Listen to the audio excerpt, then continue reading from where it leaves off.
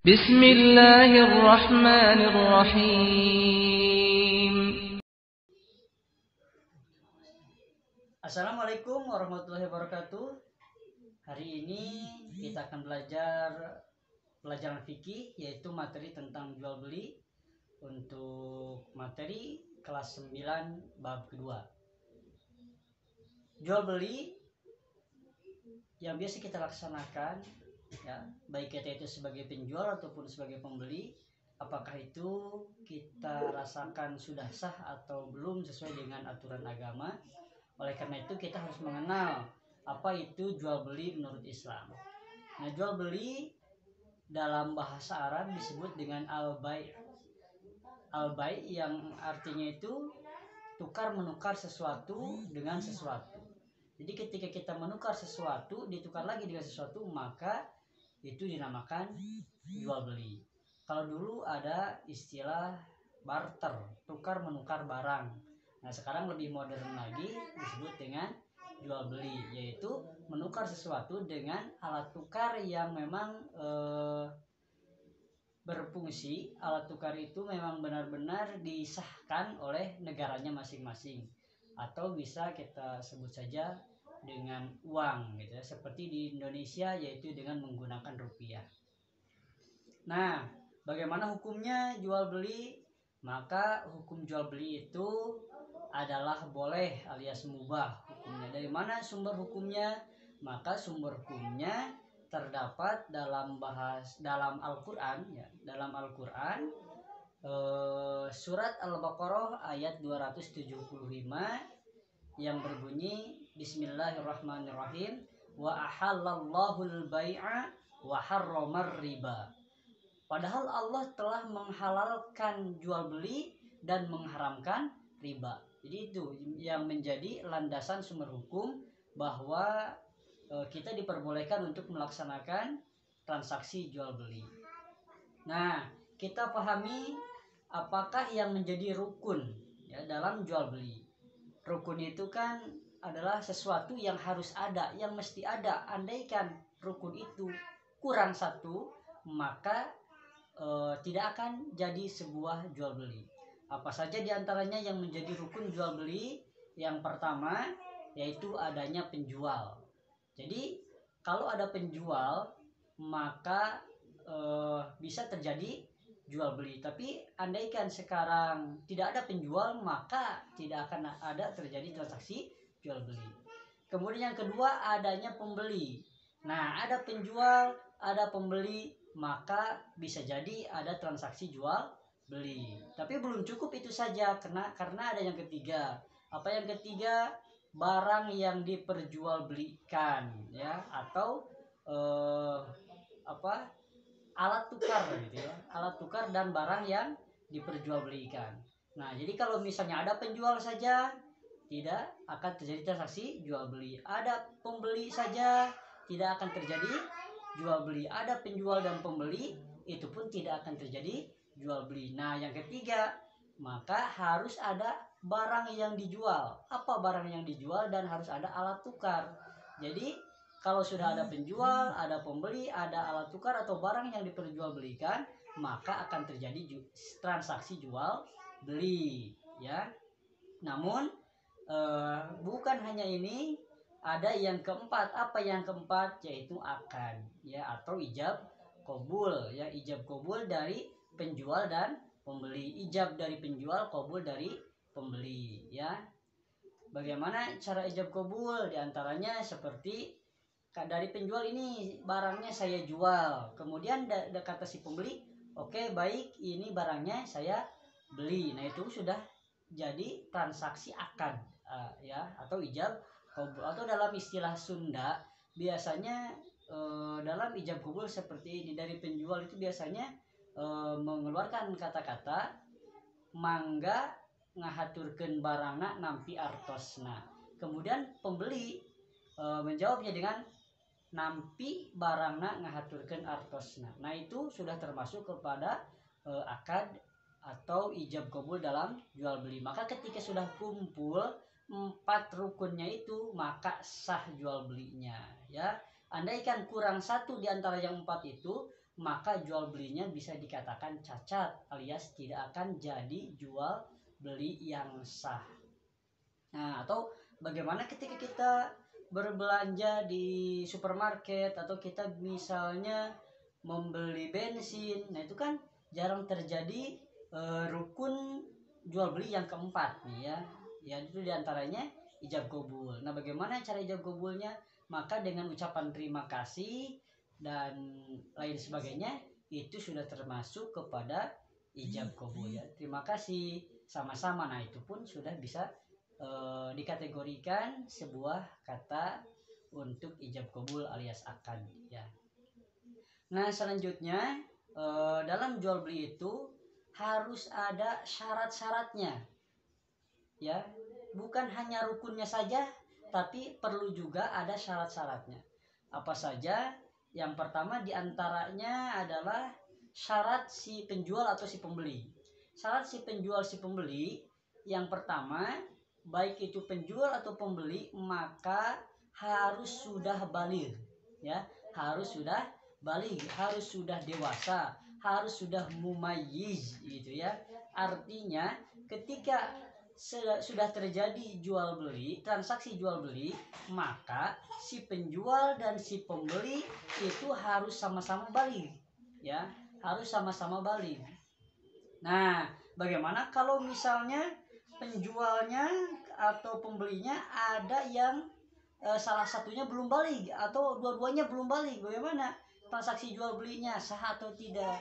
Maka kalau dilihat dari syarat ini, syarat nomor 1 ya, penjual dan pembeli harus baligh, maka jual belinya tidak sah ya. Oleh karena itu harus dilaksanakan oleh orang-orang yang sudah baligh dalam jual beli ini. Bagaimana kalau anak SD yang melakukan transaksi jual beli? Contohnya mereka banyak para pedagang yang dagang di lingkungan sekolah dasar, di lingkungan madrasah ibtidaiyah yang notabene di sana pasti banyak yang melakukan transaksi jual belinya itu antara si pedagang dengan anak kecil. Nah, mungkin anaknya masih kelas 1, kelas 2 yang mereka itu masih belum baligh ya, dikatakan masih belum baligh. Nah, bagaimana apakah sah atau tidak? Maka dalam hal ini ada dua pendapat ya, ada yang mengatakan tidak sah, namun banyak pula yang mengatakan sah selama ada izin dari walinya ya. Adapun jual beli yang tidak sah dilakukan oleh anak yang belum baligh, maka jual beli yang tidak ada izin dari orang tuanya atau walinya, dan itu pun untuk membeli hal-hal yang tidak lumrah. Kalau misalnya jajanan makanan, jajanan mainan itu kan udah lumrah lah istilahnya. Tapi kalau misalnya anak kecil beli handphone, anak kecil beli motor, beli mobil, itu kan tidak lumrah, maka itu harus ada izin dari walinya. Kalau tidak ada izin dari walinya maka tidak sah. Jadi harus dibarengi dengan walinya kalau seperti pembelian yang yang mahal-mahal lah istilahnya seperti itu ya. Kemudian bagaimana ini si anak ya yang belum baligh ketika dia melakukan transaksi ya, transaksinya itu di luar izin dari walinya ya, seperti contohnya pernah terjadi kisah yang lumayan viral ya, peristiwa yang viral di Indonesia ketika seorang ibu memaki-maki salah satu kasir dari supermarket ya, karena anaknya membeli voucher voucher game ya, kalau nggak salah voucher game. Nah, itu bagaimana salah satu pandangan dari kacamata Islam. Maka kalau pandangan dari kacamata Islam seharusnya memang itu jual belinya tidak sah. Kenapa? Karena si anak belum baligh dan itu tidak ada dalam pantauan walinya. Jadi seharusnya penjual dan pembeli itu harus sama-sama mengetahui apa itu rukun jual beli, apa itu syarat dalam jual beli. Maka kalau sudah paham kedua-duanya, penjual yang mereka itu memang menjual, tapi ketika mereka tahu syarat-syaratnya kok oh ini yang beli anak kecil nih, kita tanya dulu sebelum mengambil apakah apakah adik ini sudah diizinkan oleh mamanya gitu kan, atau silakan bawa mamanya ke sini, maka tidak akan terjadi hal-hal yang peristiwa yang seperti tadi kita bicarakan bersama. Selanjutnya syarat yang kedua ya, dalam keadaan akal sehat. Nah, akalnya sehat. Jadi yang melakukan transaksi jual beli syaratnya itu sebagai penjual dan pembeli maka dua-duanya harus berakal sehat. Tidak bisa bertransaksi jual beli dengan bisa tadi dengan anak kecil ya, yang akalnya masih atau yang belum tamyiz, belum bisa membedakan mana yang mana yang sah, mana yang tidak sah, mana yang hak, mana yang batil gitu kan, mana yang buruk, mana yang baik. Atau yang tidak berakal sehat itu misalnya kita bertransaksi dengan orang yang mabuk, maka transaksinya itu adalah tidak sah. Kenapa? Karena dalam keadaan tidak sadarkan diri alias akalnya tidak sehat. Atau bertransaksi dengan orang gila ya, misalnya ada seorang ibu, dia punya rumah besar, tiba-tiba dia gila, kita beli rumahnya dalam keadaan dia gila ya, dalam keadaan akalnya tidak sehat. Kata si orang gila itu, oke lah saya jual ini rumah saya sebesar misalnya 1 juta, padahal dia membangun rumah itu habis sampai 1 miliar misalnya. Maka tidak boleh melakukan transaksi jual beli dengan orang yang tidak waras akalnya ya, tidak sehat akalnya. Kemudian yang ketiga, syarat jual beli itu adalah syarat penjual dan pembeli ya. Syarat penjual dan pembeli yaitu bertransaksi dengan ya orang yang bukan pemboros ya, bukan pemboros. Artinya dia itu tidak membazirkan barang-barang yang dibelinya ya. Maka ketika kita bertransaksi dengan orang-orang yang kita tahu orang itu dia suka membazirkan ya, dia itu boros orangnya, maka jual belinya itu tidak sah. Misalnya dia beli motor tapi cuma sekali pakai, habis sekali pakai buang. Dia beli mobil sekali pakai, sudah dipakai dibuang, maka itu seorang yang pemboros, seorang yang memubazirkan. Sedangkan orang yang mubazir itu adalah temannya setan. Nah, syarat yang keempat yaitu tidak ada paksaan. Jadi syarat penjual dan pembeli itu tidak ada paksaan, artinya atas dasar suka sama suka ya. Tidak bisa jual beli itu dengan memaksa. Misalnya, ayo nih sambil menodongkan pisau misalnya, ayo nih kalau tidak dijual saya bunuh, atau misalnya kalau saya kalau tidak mau beli saya bunuh misalnya, maka itu tidak bisa terjadi suatu transaksi jual beli yang sah. Kenapa? Karena ada paksaan. Jadi artinya jual beli itu harus atas dasar kehendak sendiri dan atas dasar suka sama suka. Selanjutnya, barang yang diperjualbelikan atau syarat barang yang diperjualbelikan yaitu yang pertama harus suci ya, suci. Jadi barangnya suci, bukan barang yang najis ya, bukan barang yang najis ya, maka barang najis tidak bisa diperjualbelikan.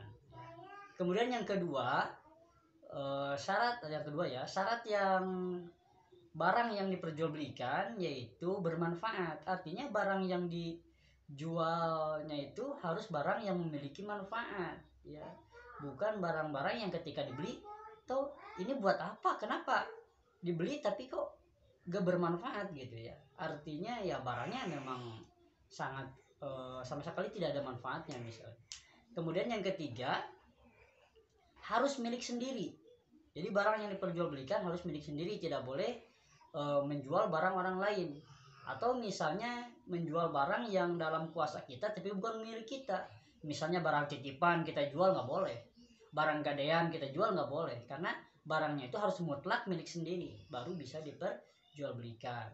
Kemudian yang keempat, bisa dikuasai oleh pembeli ya, bisa dikuasai oleh pembeli. Setelah pembeli memberikan uangnya, maka barang yang dijual itu harus bisa dikuasai, artinya harus bisa dimiliki oleh si pembeli ya. Seperti tadi walaupun misalnya barangnya ada di kuasa kita tapi itu bukan milik kita, seperti barang titipan ya.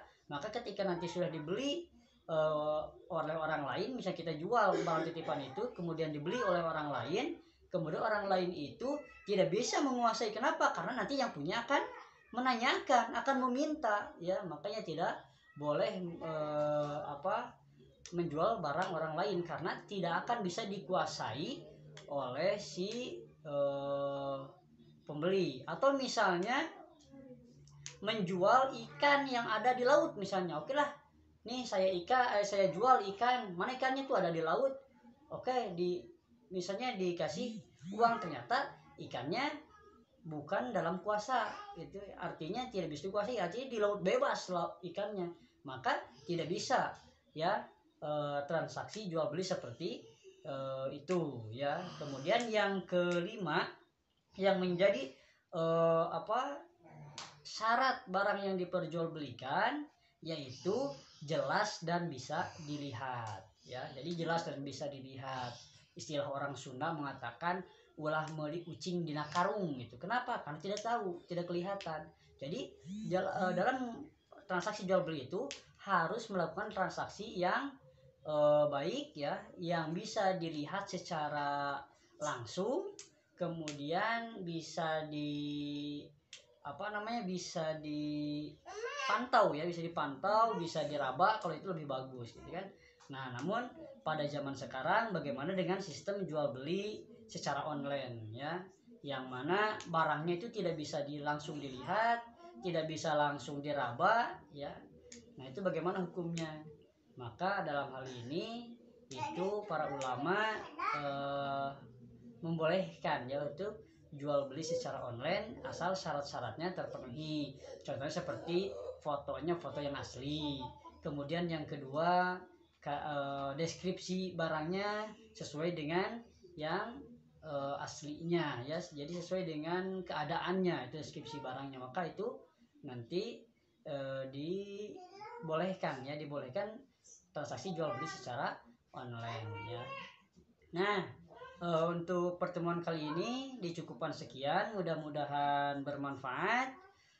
Apabila ada pertanyaan silahkan tulis di komentar ya, atau untuk anak-anak MTS Al-Islah bisa langsung japri melalui nomor WA ya. Sekian, assalamualaikum warahmatullahi wabarakatuh.